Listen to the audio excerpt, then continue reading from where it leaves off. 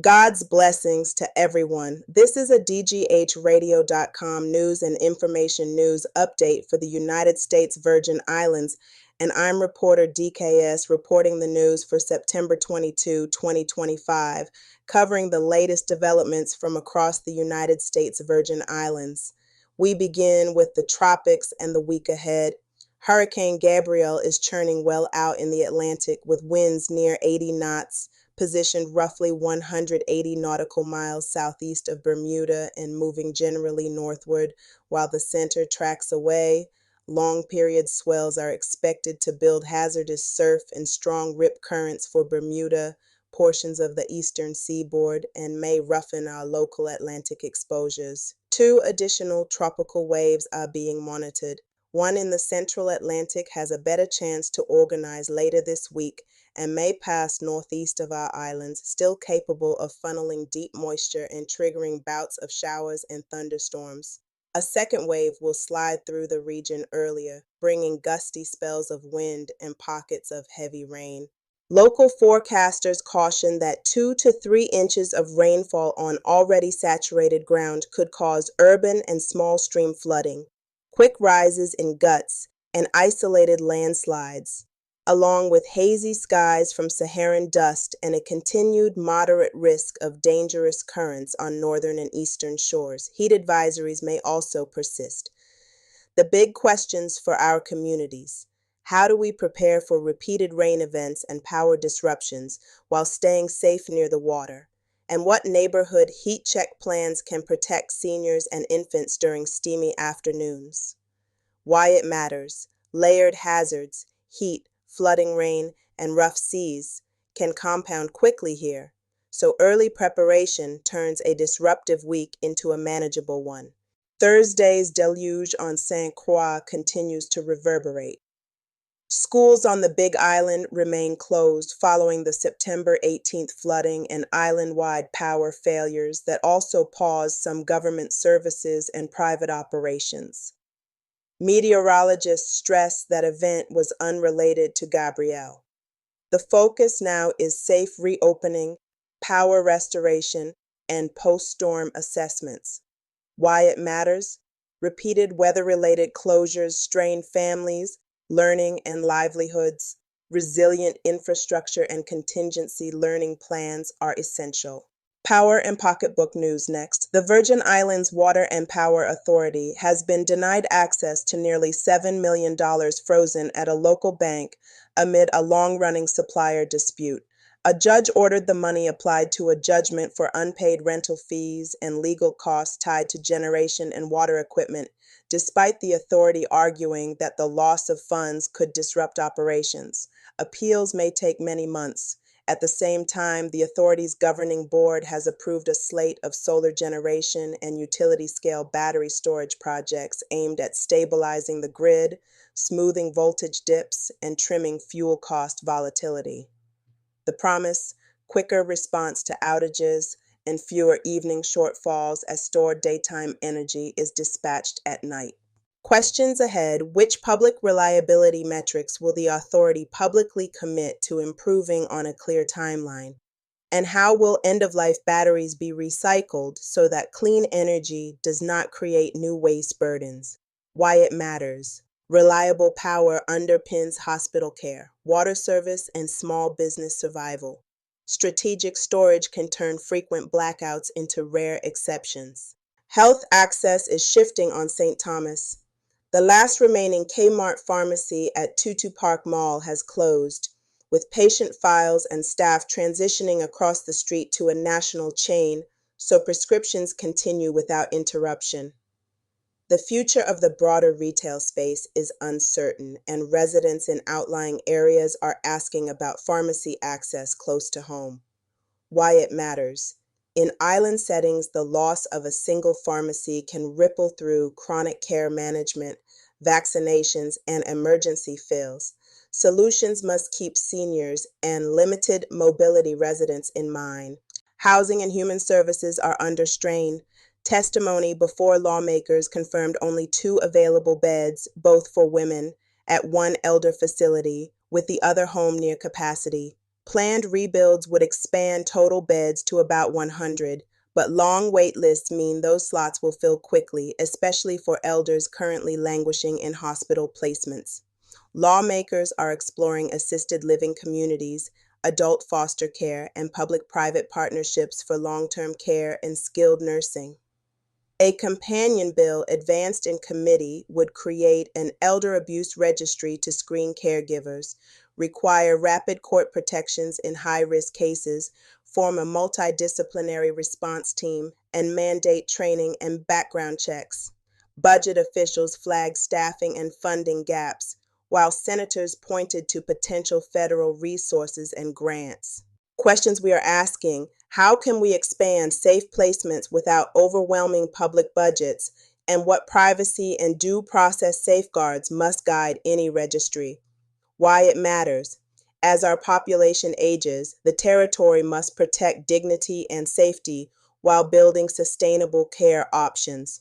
On homelessness, a hard reality. The territory is currently blocked from key federal funding because we have not met United States Department of Housing and Urban Development requirements for a coordinated entry system. Service providers say that without a single, fair triage process, agencies work in silos and people fall through the cracks. Organizers are formalizing the continuum of care to unlock funds and stand up consistent intake and follow-up. Why it matters. Every day without compliance is a day our most vulnerable neighbors go without housing and services the territory could otherwise support.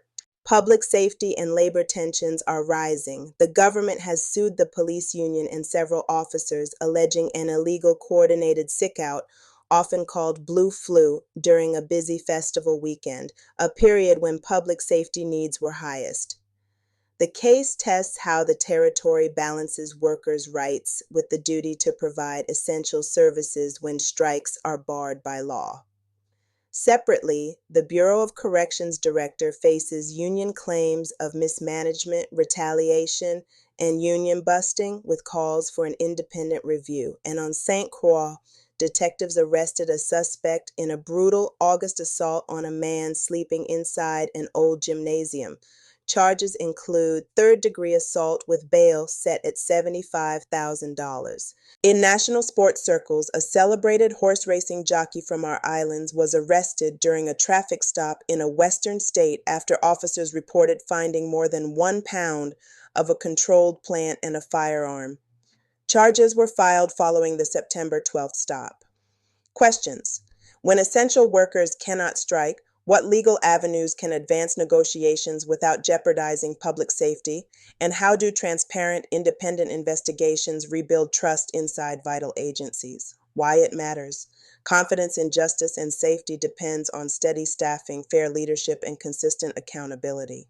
The marine economy is feeling competitive pressure. At least 3 charter companies are relocating operations from the United States Virgin Islands to the British Virgin Islands after a dramatic increase in annual licensing fees for foreign-based vessels across the channel. Industry advocates warn of job and revenue losses, while some urge reciprocal fees. The governor has declined tit-for-tat action so far.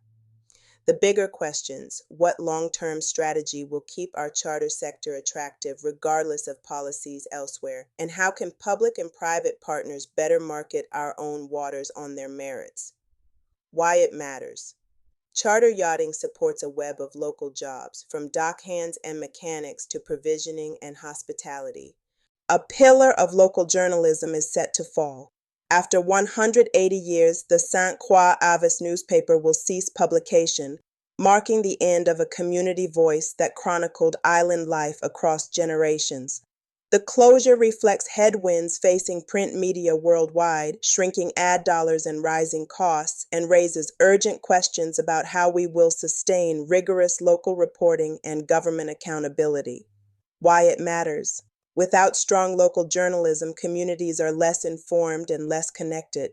Environmental stewardship remains front and center. Federal scientists have returned to St. Croix to assess coral reef health as part of a long-running national monitoring effort, measuring reef growth and erosion, water chemistry, and disease. The work helps managers target the most effective protections and restorations, and it underscores simple steps residents can take: reef-safe sunscreen, stormwater fixes, and mangrove plantings. Why it matters. Healthy reefs buffer storm surge, support fisheries, and draw visitors. Losing coral raises both economic and coastal protection costs. Spiritual and civic life brought moments of reflection and inspiration. The territory is mourning the passing of retired Catholic Bishop Herbert A. Bivard, remembered for quiet service, support for schools and charities, and steady leadership through hurricanes and recovery. A community talk show spotlighted women leading in health, business, and youth mentorship, turning personal setbacks into public service and offering practical pathways for residents to plug in. On St. Croix, families gathered for Stories Under the Stars, blending folklore with astronomy to deepen connections to culture and the sea. And this Sunday, the Logan Miracle Foundation will lead its 4th annual motorcade honoring childhood cancer awareness, inviting the public to wear orange, celebrate survivors, and support families navigating care. Why these moments matter. They knit us together, lift up service, and remind us that everyone has a role in building a stronger Virgin Islands. Finally, sports pride.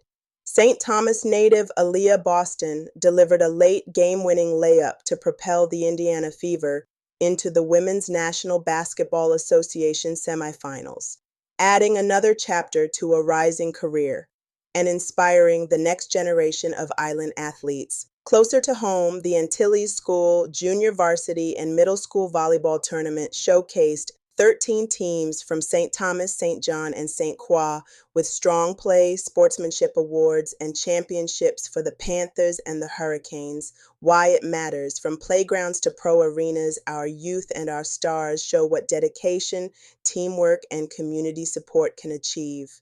These and other issues are of great concern within the islands. What do you think are some good solutions? Let us know your thoughts by texting your comments to 1-315-898-1449.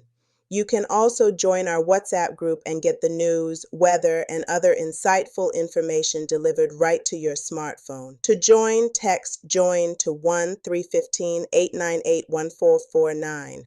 Please include your name in the text message. You will receive a call to verify your request. I'm your reporter, DKS, signing off for DGHradio.com. Remember DKS and DGH, together we dream kindly, speak deeply, and give hope, because on DGHradio.com, the news never sleeps. Goodbye for now. Ciao.